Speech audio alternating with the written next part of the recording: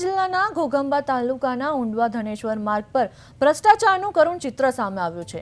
અંદાજે 1.5 કરોડના તોતિંગ ખર્ચે માત્ર 5 મહિના પહેલા જ નિર્મિત આ રોડ અત્યારે બિસ્માર હાલતમાં ફેરવાઈ ગયો છે। લાંબા સંઘર્ષ બાદ ગ્રામજનોને મળેલી આ સુવિધા વિકાસને બદલે ભ્રષ્ટાચારની જીવતી જાગતી નિશાની બની છે।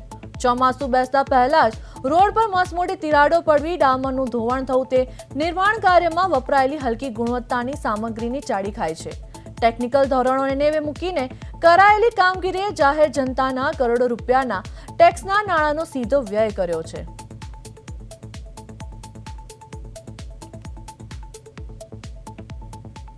એવું છે સાહેબ કે આ રસ્તો 1.5 કિલોમીટર છે, 1.5 કિલોમીટરનો રસ્તો છે અને 1.5 કરોડથી વધારે એની કંઈક ગ્રાન્ટ ફળવાઈ છે। કુલ 9 ઇંચ કોન્ક્રીટ 136નું હતું। હું પણ સિવિલ એન્જિનિયર છું, મને ખબર છે। અને 4 ઇંચનું નીચેનું 1 to 4નું બેઝ હતું।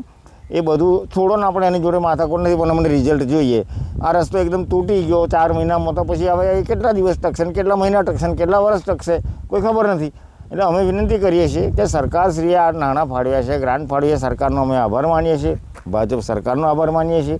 પણ એનું ઇમ્પ્રુવમેન્ટ જે થવું જોઈએ, જે કામ થવું જોઈએ એ થયું નથી। એટલે અમે વિનંતી કરીએ છીએ કે ભાઈ આનું સરફેસ જે છે એને ડિસમેન્ટલ કરી અને નવેસરથી પાછું એને બધા, અમે 9 ઇંચ નથી માગતા, તમે 4 ઇંચ 6 ઇંચ તોડી અને ફરી એનું સરફેસ અમને ઇમ્પ્રૂવ કરીને આપો, એટલી વિનંતી છે અમારી।